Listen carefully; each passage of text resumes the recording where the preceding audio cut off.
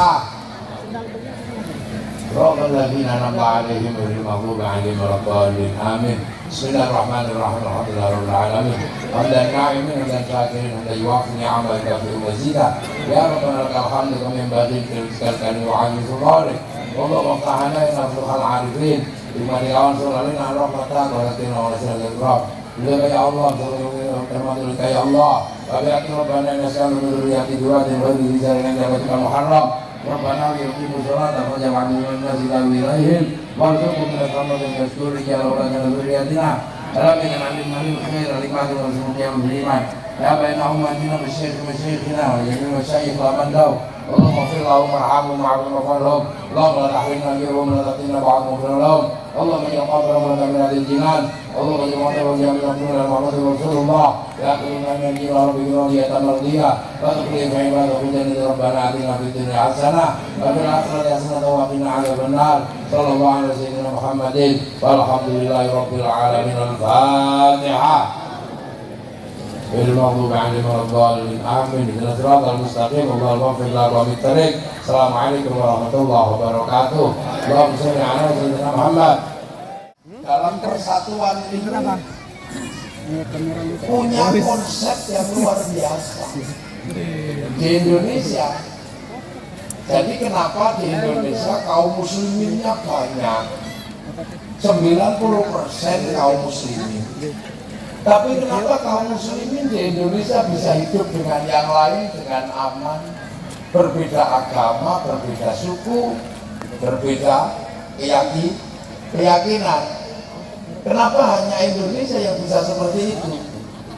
Kenapa orang Indonesia yang mayoritas Islam tidak memaksakan negara Islam? Kenapa kaum muslimin yang 90% ini nggak memaksa semua harus ikut ajaran Islam? Itu tidak lain dan tidak bukan karena Indonesia ini mengikut paham Rasulullah. Jadi ketika Islam datang ke Indonesia, Indonesia ini sudah puluhan bangsa, suku dan agama.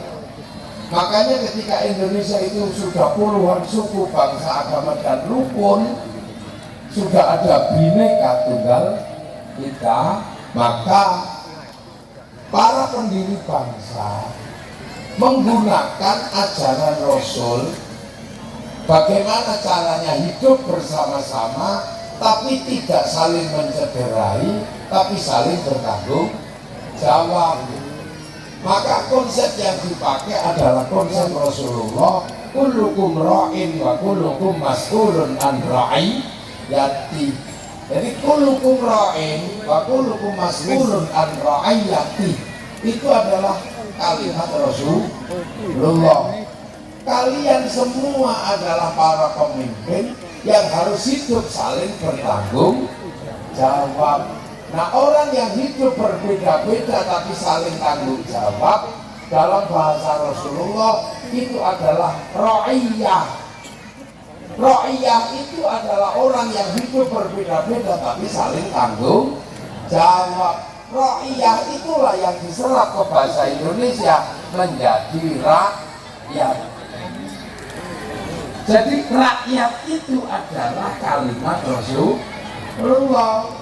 Makanya Indonesia ini ketika menganut paham ra'iyah atau rakyat, maka kaum muslimin bisa hidup berbeda-beda dengan bangsa, suku dan yang lain, tapi saling bertanggung jawab. Makanya di Indonesia sekuat apapun kaum muslimin tidak akan pernah menindas dan menjadi diktator di Indonesia karena paham yang dipakai adalah konsep ra'iyah yang diserap ke bahasa kita menjadi rakyat. Jadi Indonesia itu rakyat berbeda-beda tapi saling tanggung jawab, bukan people. Kalau people itu vox populi, vox dei, suara mayoritas, suara Tuhan. Begitu dia mayoritas, dia mengatakan atas nama Tuhan. Kita juga bukan komunis. Kalau komunis itu proletar, masyarakat bawah memimpin. Begitu yang bawah memimpin, ada diktator proletariat. Nah, kalau rakyat itu selamanya tidak akan pernah menindas. Karena apa? Ra'iyah adalah potret kehidupan manusia yang berbeda bangsa, suku, dan agama, tapi hidup bersama saling bertanggung jawab. Dan itulah yang sekarang kita nikmati menjadi rakyat. Dan satu-satunya bangsa muslim dunia yang sanggup mengambil kalimat ra'iyah untuk menyebut warga bangsanya hanya muslim Indonesia.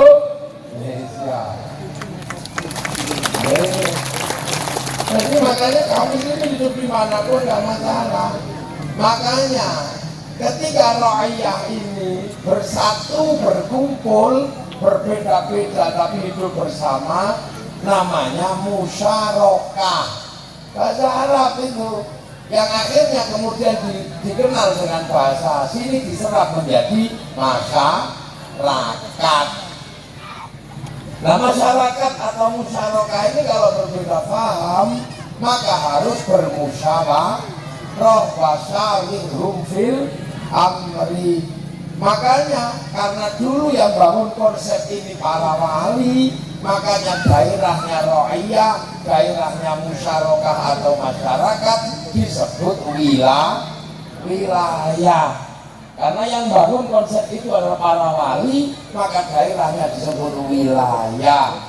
Dan wilayah itulah yang sekarang berubah menjadi Negara Kesatuan Republik Indonesia. Maka penerus para wali, santri Nahdlatul Ulama, NKRI harga mati. Nah itu jadi ini terangkan, makanya NKRI ini pemimpin tertingginya Majelis Permusyawaratan Rakyat, Dewan Perwakilan Rakyat. Maka menjadi DPR juga benar secara syar'i, menjadi MPR benar secara syar'i, menjaga NKRI jadi TNI Polri benar secara syar'i, melaksanakan kebijakan sebagai eksekutif betul secara syar'i, menjadi bupati. Loh itu makanya nggak ada yang kita pertaruhkan. Pengen merah putih sebagai simbol persatuan, kita tancapkan merah putih. Belanda nggak terima, maka kemudian siapapun yang mengibarkan merah putih ditembak sama Belanda. Karena merah putih mempersatukan. Kalau bendera NU hanya untuk NU, Muhammadiyah nggak mau. Bendera Muhammadiyah NU nggak mau. Bendera Coca-Cola, Pepsi nggak mau. Mereka sama ya. Tapi kalau merah putih itu milik persatuan Indonesia, maka sudah betul kalau ada acara harus ada merah putih. Ojo kupluk-kupluk dengan merah putih. Nah itu karena itu dulu maka santri ketika merah putih dilarang Belanda, dulu kami di Jawa itu kalau kibarkan merah putih di atas rumah, Belanda curiga dengan merah putih di rumah, tiangnya dikasih tebu. Masih curiga tiang rumah dikasih adi, masih curiga tiang rumah dikasih pisang, masih curiga tiang rumah dikasih kelapa, masih curiga besok bawa tumpeng sama ingkung. Akhirnya kata Belanda, oh mau makan aja susah orangnya. Yang dia nggak tahu nasi habis, ingkung habis, padi mengering, tebu mengering, pisang rontok, kelapa rontok, yang tersisa tinggal merah putih di dada kami, anak-anak Indonesia.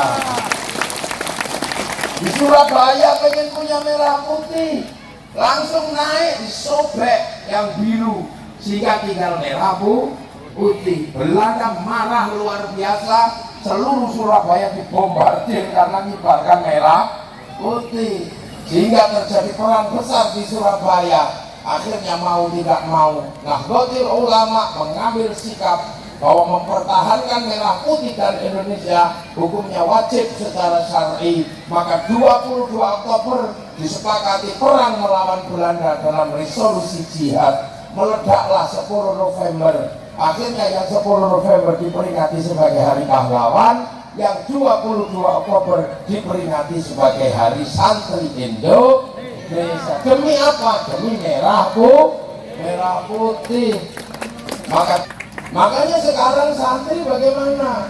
Ketika pengen punya Pancasila, Semua santri mensepakati Pancasila. Gak ada yang bertanya Pancasila ini buatan apa. Pancasila pasti sudah betul secara syar'i. Kenapa? Karena Nahdlatul Ulama tahu persis Mbah Hasyim Asy'ari sebelum menyatakan Pancasila betul secara syar'i itu sempat istikharah, sholat hajat 2 rakaat, rakaat pertama 41 kali surat At-Taubah, rakaat kedua 41 kali surat Kahfi, baru menyatakan pada Nyai Wahid Pancasila sudah betul secara syar'i. Maka sampai kapanpun Nahdlatul Ulama tidak akan pernah mencederai Pancasila sebagai dasar negara kesatuan Republik Indonesia. Nah itu makanya sekarang santri tinggal jaga bagaimana persatuan ini terlalu terjaga. Makanya agama bagaimana mempersatukan, jangan agama menjadi lambang perpecahan. Maka sampai bisa lihat caranya NU merawat bangsanya. Jangan lihat ini setiap hari. Caranya apa dikerjakan bersama, makan bersama-sama. Nasinya jadi satu namanya tumpeng, ayamnya jadi satu namanya ingkung. Terus bersatu dalam doa, kiainya yang doa, santrinya yang amin, amin. Nanti kalau sudah kepanjangan, amin. Berhenti, kiainya paham. Ya. Nah, lantas kemudian kalau yang ingin berdoa kok semakin banyak, diajak ke alun lamandau berzikir, lamandau istighosah, kebersamaan terjaga.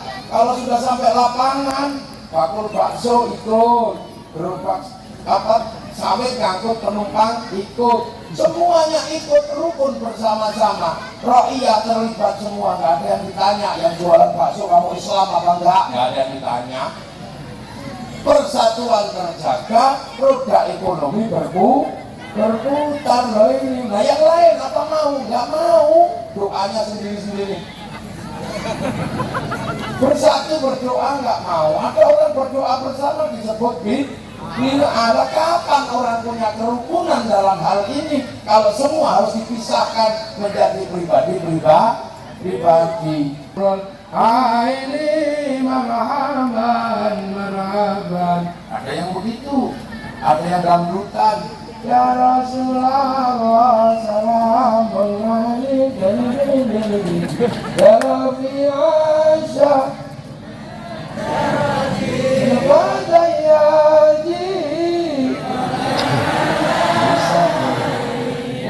itu asli. Rukun yang dari Jawa, Jawonan. Ya Nabi salam alaika, ya Rasul salam ya Jawa. Kalau yang dari Banjar, kayak Banjarmasin. Ya Rasulullah salamun alaikum Rafi asani wa taroj Fadayati Rotalami Ya Ohailanju Diwan karom Kota baru gunungnya Babi Gawab Banjar. Karena ini rukun jadi satu. Nanti kalau sudah semuanya sholawat, diajak berangkat bersama-sama ke alun-alun lamandau bersolawat. Apa yang gak bersolawat? Rukun bersama-sama jadi satu. Ya, jualan slayer laku, jualan spanduk laku, jual bendera laku, sampai gagal pancing lah. Aku gini-gini. Betapa rukunnya, dia gembira. Kalau yang datang Habib Syekh, Habib Bidin, kain putih laku semua. Laku semua. Kalau yang datang kok mafia sholawat, kain hitam laku semua. Segala yang ada di dalam hidupmu, jos. Ya ini rukun semua. Ada orang mati, rukun kalau santri 3 hari, 7 hari, 40 hari, 100 hari, 1 tahun, besek laku, anggur Cino laku. Kemudian pergi ziarah ke makam guru. Kalau sudah pergi ziarah bis pariwisata laku, sampai di makam wali, orang jual nasi laku, jual katok laku, bakal copet bisa hidup di makam para wali. Betapa Islam gak riang gembira di bawah santri. Lantas kemudian di situ rukun pojok makam, astagfirullah Rabbal baraya. Ini belum selesai, pojokan datang lagi, la ilaha illallah, la ilaha illallah. Belum selesai, pojoknya datang lagi sak rombongan, sallallahu itu belum selesai, pojoknya sudah datang lagi, kira kadrotin Nabiyil Mustafa Muhammadin sallallahu alaihi wasallam al-Fatihah. Gak ada yang bagian gitu, gak ada. Pojok lagi datang apa? Ibadallah rijalallah aghisuna li ajlillah dunu'au lana lillah azanallah ibadalillah. Rukun gak ada yang ribut. Tiba-tiba ada satu orang pakai jaket rawapi, semua tolak-tolak, jangan-jangan copet ini. Ternyata akhirnya begitu ditengok ini mau ngapain, ternyata buka jaket put gitu, ada speaker kecil gitu, rombongan dari Lamandau ditunggu di base. Ini mana ada mekanisme sosial seperti ini kalau tidak dikendalikan oleh Nahdlatul Ulama. Murah solid kemerdekaannya berpidato. Makanya biar khotib itu gak ngabur, dikasih tongkat sama suruh baca teks. Makanya kalau baca teks ya sopan. Allah mau ngakak mau gini-gini, teksnya hilang disebut dipasang angin. Tangannya mau gini-gini, takut tongkatnya jatuh. Makanya orang kalau khutbah pakai tongkat dan baca teks pasti sopan. Kitabullah, begitu tongkatnya bid'ah, orang lepas tongkat yang terjadi. Saudara Jokowi nanti begitu, lihat aja, lihat. Makanya kalau mau lihat yang aneh-aneh, lihat dulu ada tongkatnya apa enggak. Ini loh. Akhirnya dengan cara santri Islam Indonesia yang gembira, rukun dengan yang lain, tidak pernah ribut. Masih kumpul dengan siapapun, gak ada yang ribut kalau santri. Karena apa? Konsep ro'iyah membangun kebersamaan, berbeda-beda tapi hidup saling tanggung jawab. Nah, dengan cara seperti ini akhirnya Indonesia punya prestasi. Prestasi apa? Prestasi tentang beragama yang baik, rukun dan sentuh serta yang gembira. Hasilnya setelah ditinggal Rasulullah, Islam yang bergerak ke Eropa, bahkan pernah dipimpin Panglima Perang Tariq bin Ziyad, berhenti, macet. Islam yang bergerak ke Afrika, macet. Islam yang bergerak ke Cina dipimpin sahabat Sa'ad bin Abi Waqqas, macet. Islam yang bergerak ke Rusia, macet. Tapi Islam yang bergerak ke Indonesia di bawah naungan santri bergerak menjadi kekuatan terbesar di dunia, dan itu ada di Indonesia.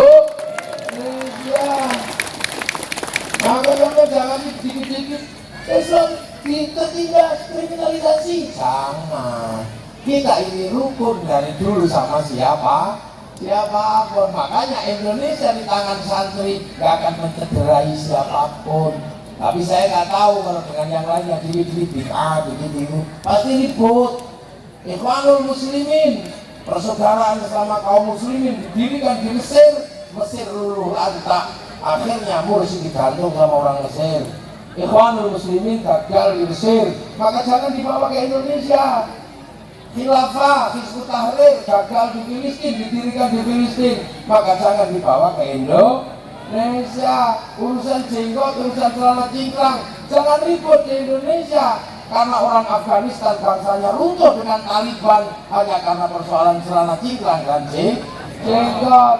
Makanya kiai di Indonesia dulu juga sama, pergi ke sini pakai jubah, tapi tidak bisa dipakai nanam padi. bisa dipakai manjat kelapa, maka juga sebagai baju syar'i potongan syar'i namanya sar'un. Nah orang sini nggak punya huruf ain, punyanya mau potong, maka sar'un menjadi saruan jadi sarungan. Makanya kalau usah ribut cingkrang atau pendek atau bawah. Kalau sampai pengen cingkrang, linting yang tinggi. Kalau pengen yang kotrok, luruskan ke bawah. Tapi takbirnya pasti sempurna karena Allahu Akbar pasti nyantol di atas lintingan sarung. Itu nanya santai. Saya mohon maaf sebesar-besarnya. Wabillahi taufiq wal hidayah. Wassalamualaikum warahmatullahi wabarakatuh. Kepada nanti gitu ya. Dimohon kepada Pak Yai untuk meresmikan madrasah Pak Yai. Pak Yai Gus Mafid minta meresmikan ini.